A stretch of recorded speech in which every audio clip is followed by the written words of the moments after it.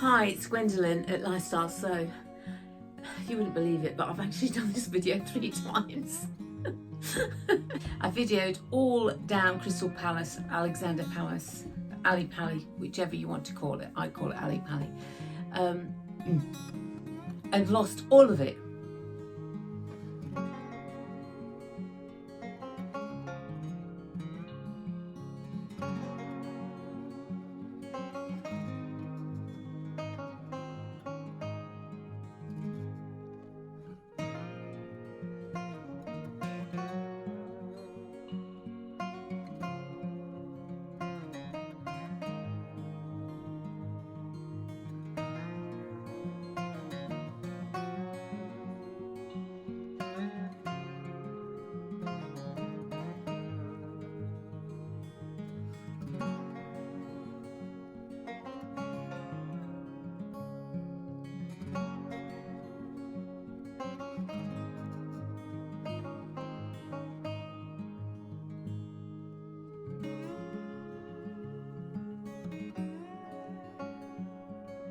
I went out to my daughter's birthday, granddaughter's birthday thing that she'd had. They're 11 and my daughter did a spa day for them all. And in the house, and oh, it was lovely the way she did it. It was very nice. And of course, very excited, 5 girls, very excited 11-year-olds, having some great fun. But I was talking to her about it. She said, sometimes it's about the photos, Mum. You have to delete the photos and the videos because it can't take all of that on iPhone. And with that, when I came home, iPhone flashed up and said about, there's no space left on the photos. I thought, oh, that's it. So I've spent hours and hours last night deleting stuff off the iPhone. But it's gone onto my iMac. So I've now started this morning deleting a whole load of stuff and I'm about that way much through, and I've got to delete loads and loads and loads of stuff. So I should have enough space now to actually do this video. I am contemplating getting a camera, but that's another story. Anyway, I had a fabulous time yesterday. I was only there about 2.5 hours because I didn't book any activities to do. And you go on your own, and if you go to these things, it's much nicer when you go with somebody and have some fun. I felt a little bit lonely going around just by myself. It was okay when I specifically knew exactly what I was gonna do or get, so that was okay, but the rest of it was a bit lonely. So straight away I'll go to the baby lock section where Katie is. And I like to go first thing in the morning when I go to these places because it's not crowded. In the afternoon it gets pretty crowded. And somebody else was just about to serve me, and then then Katie came free, and then I turned the other way. Did that. So he wouldn't ask me, and then as soon as she was there, I went, Katie. So I brought her. I like Katie. In Baby Lock in the UK because she's so knowledgeable, and she's so lovely to talk to, and she doesn't pressurize you into buying whatever it was. I mean, 2 years ago I bought my Baby Lock. Admittedly, I went there to buy the Baby Lock because when you go to shows you do get a discount, a 10% discount or some sort of discount on things when you're at a show. So it's well worth going, and we all need to go or try to go at least once every other year just to keep it going. So when you want to go, you've got a show to go to. Otherwise they'll just stop the shows and move on to a bigger show. And so anyway, I digress. It was lovely to see Katie again, and I told her, I wanted this extension table for my Gloria, and that was a dead cert because that's exactly what I went for. So that was good. So I got 10% off this, 10% off whatever I wanted actually. So I said she showed me I think 5 feet. I told her the feet that I'd be interested in, and then she showed me 5 feet. And out of that 5 feet, I picked 3 feet. I thought to myself, well, I couldn't afford 5 feet. That was the bottom line. I literally couldn't afford 5 feet. So 3 feet. But I do like a foot that's got a little bit of multi-use, if you like. I really do like a foot that's got more multi-use than you think you need. So these are the 3 feet. one, and I love their boxes, because their boxes show you the foot, but it's also a little magnetic box. Yeah, it really is good. So if you do get the baby lock feet and you want to display your feet, don't just throw the box away. Take out these little magnets, because they will come in handy at one stage. So my last box, I took out the little magnets, and I can use those and sew and pop them in something, to a little closed purse for a child, so it's easier to open. So this is the first foot, and this is the lap seam folder. So what's a lap seam folder? So you have two pieces of material, and you're going to slot one in one way and it's going to curve round, and you're going to slot the other one in the other way and it's going to curve round too. And it's what you have on the side of jeans. That's the lap. Now I like this sort of foot, because lots and lots of feet are rather no use at all. Well, they're not going to save you much time. And the whole idea is it's to save you time. It's to make a professional job. So when you buy a foot, make sure, and it's critical, you make sure that that foot you can't use another foot with, or it's specifically for what you need, and it's going to do really a more professional job than you could do without using it, if you like. Not all foots are the same. Some foots you have and you think, well, actually I can do just as good a job on the actual machine, like a ruffling foot on this machine. There is a ruffling foot, which is 80 odd pounds, but would I need a ruffling foot?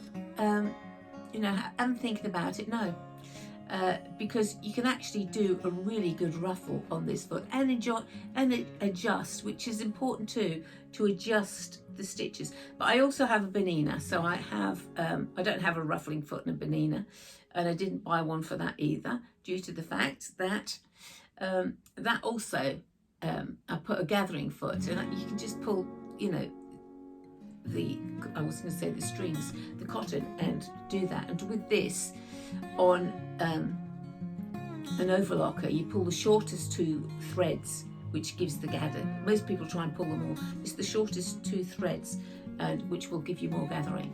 So you would, you know, you don't really need a ruffling foot to do that, because they are really meant to be really for more professional things. Gather and ruffles are not quite the same thing.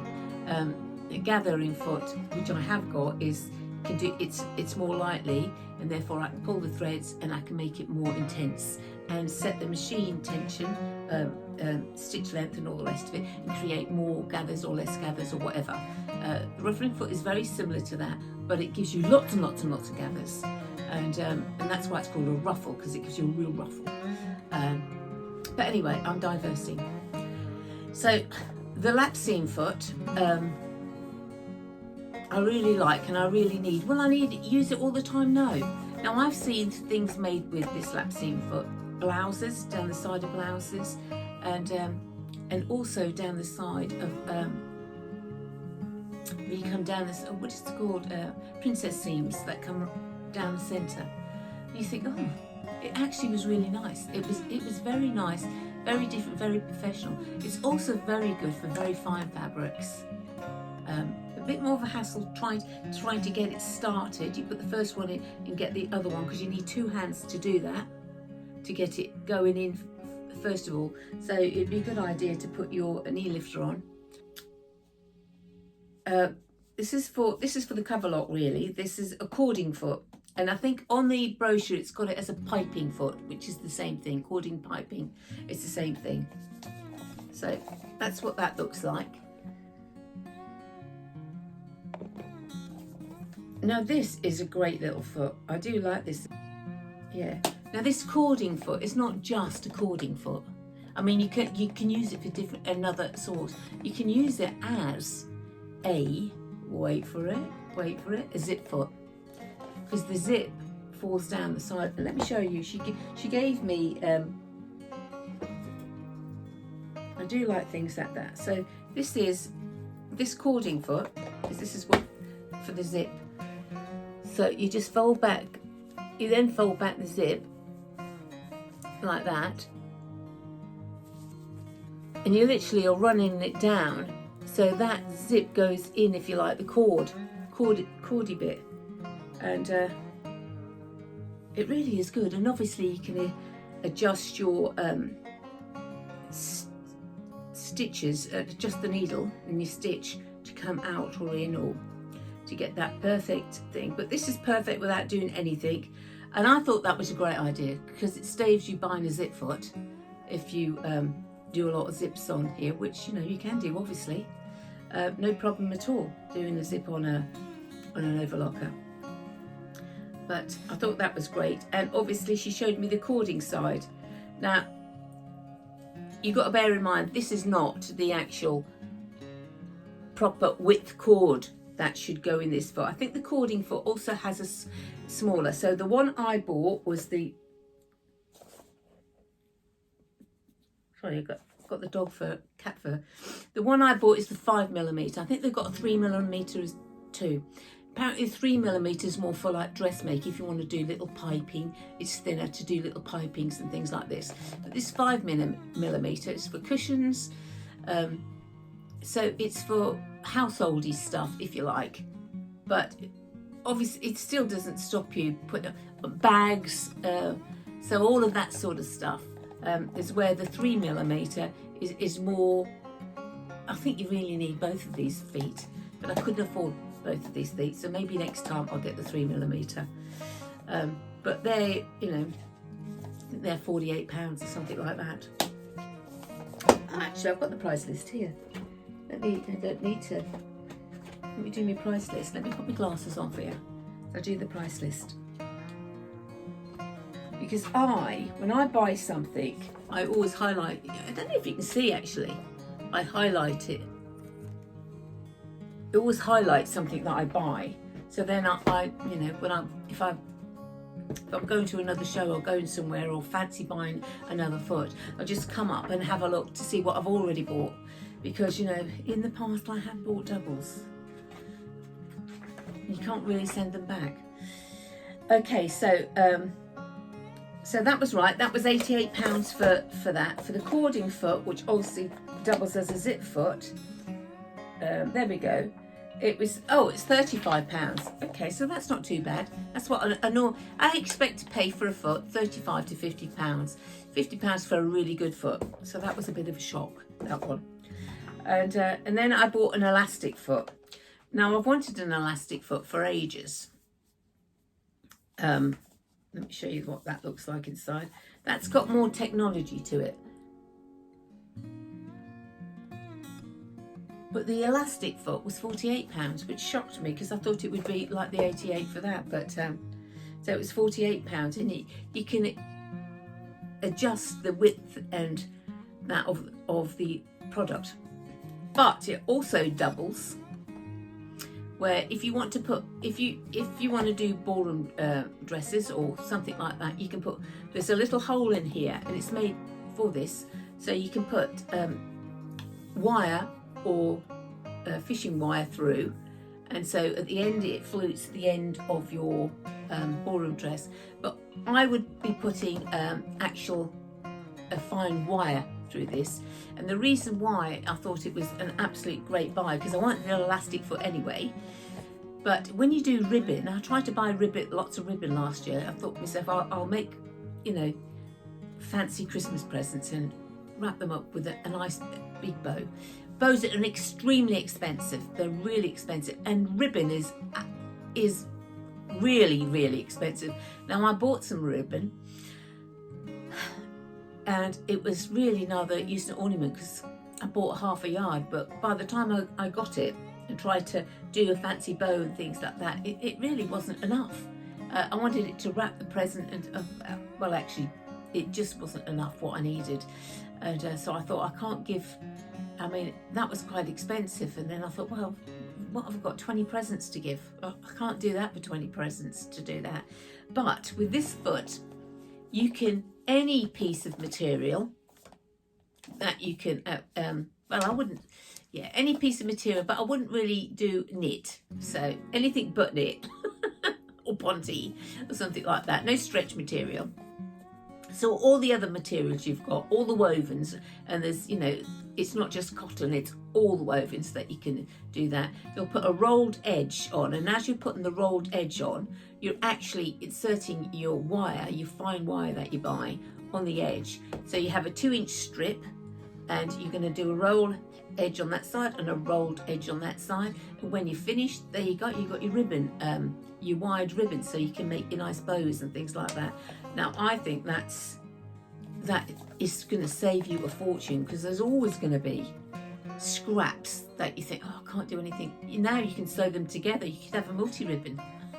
So you can sew your scraps together and do things like that, and people would appreciate that. You don't have to do 2 inches wide. I'm just saying, because, you know, that's what I was thinking about myself. You can do 1/2 inch or whatever it is wide, but 2 sides goes the rolled edge with the wire in it to create that wide ribbon. So that was, to me, an absolute buy. So 48, 35 and 88, you know. And then I bought the actual table. Now the table, it's a very big table. It's also a little bit, it's the wobbliest table I've ever bought. It is secure, it's sort of like secure, and it'll do its job, but it's not. First of all, they put the, in my opinion, the feet in the wrong place, because they've put the feet right a quarter of the way down, and then one's at the edge. These feet also need to be put over here also. They give you suckers to stick it on, so it sticks it onto the machine, and that's another thing. It's an afterthought really, because this serves three overlockers for the baby locks.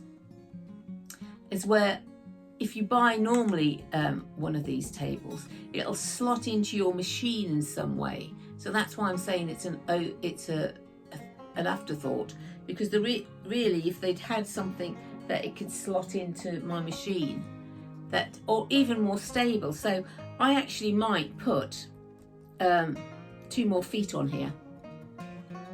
Might put another 2 feet on here, just to make that more stable on the front, because you're going to be tipping it over.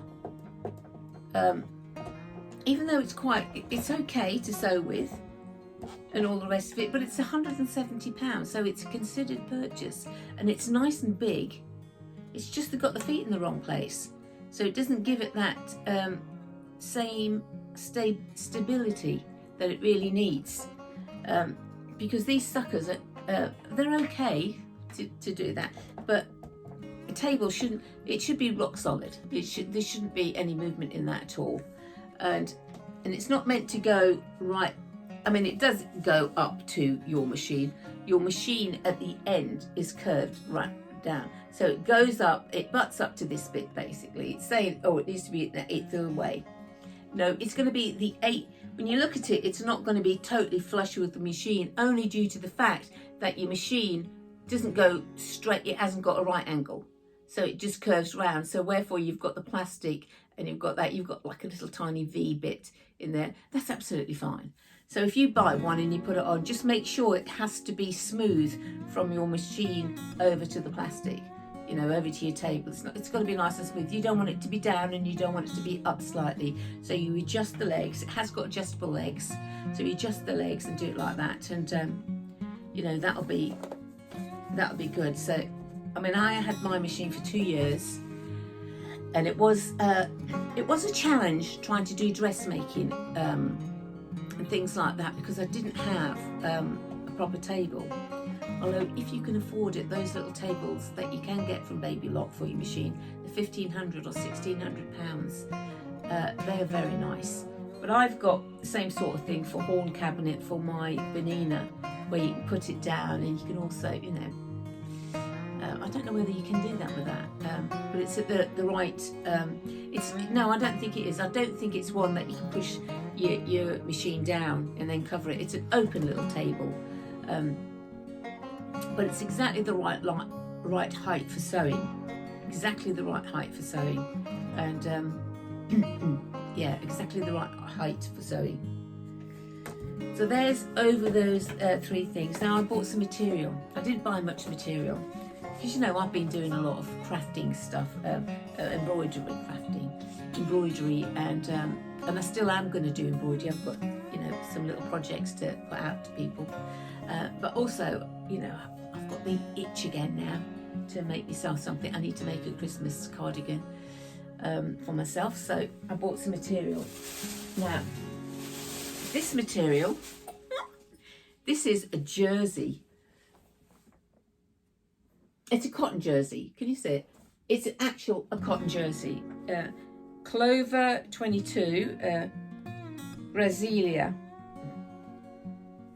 So Kiel. So I don't know who that is. So it's got stretch both ways. Now it was only a small stall. And I thought, oh, that's okay. She had a big price list right on the front, and it said $8.75, and it had some was for $5.99, something like that. And I thought to myself, well, that's great. I'll take 3 yards of that, please. And then she said, okay, cut it out and gave it to me. £52. I went, £52? How can it be 50? So there you go, £52. I paid for this. So I've got to make sure that I only ever paid £52 for really for the back of the quilts and quilt fabric. It's definitely not stretch fabric. Yeah, that was a tall order, but I had to swallow it because, you know, they'd cut it, and that was my mistake. I didn't check. It was very misleading, put it that way. Very misleading, and I guess I'm not the first one to do that. So I also went and found my other store that I've bought from loads and loads of times. So this is what I'm going to use for a cardigan, or maybe the purple one. It is a stretch. What you can't see is it's got a little, I don't know if you can see, I don't think you can, but it's got little ribs, you can see tiny when you get closer. Oh, I don't know, you can see the knit, if you like. And let's have a look at how much stretch we got hitting with this. Okay, so you haven't really got any stretch one way, and you've got stretch the other way. So that's the way you would be going across your body, because you don't need the stretch going down. That's what will give it a nice look. And so I'm very pleased with that. I don't often buy blanks, you know, plain colours. And I need plain colours. I'll buy in the shop plain stuff, but I guess I get, you know, you see all these pretty patterns and think, oh, I want those. I forget that, you know, you need plains as well. But I also bought on top of that, I mean, this was like $6.95 a yard or a metre. And I also bought a purpley one. We had a darker purpley one, but I thought, okay, I quite like this. This will be, you know, make a nice cardigan as well. So there's 2 things. I have got loads and loads and loads of fabric, so I really didn't need any more fabric. But I did something last year that I very rarely ever do when I'm cutting out material, is make a mistake cutting out the material. And I made a mistake on the patterning. I thought I did a round back adjustment. I did all the other adjustments, but I thought I did a round back adjustment. And because I didn't do the round back adjustment, it just didn't fit me right. It's because a round back adjustment, everybody's different, so they'll have, if they've got a round back, it may be just at the top of your shoulders, which is mine, right, just at the top of the shoulders, and so it goes across. So you find out where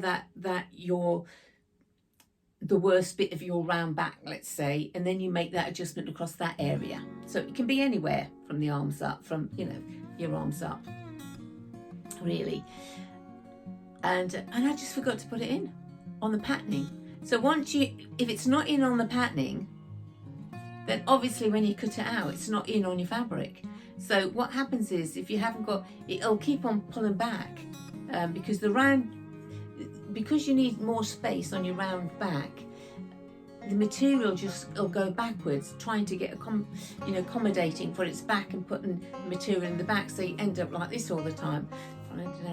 I mean, that's an extreme. I have had things that are that extreme that I bought many years ago, and I didn't know what the reason was.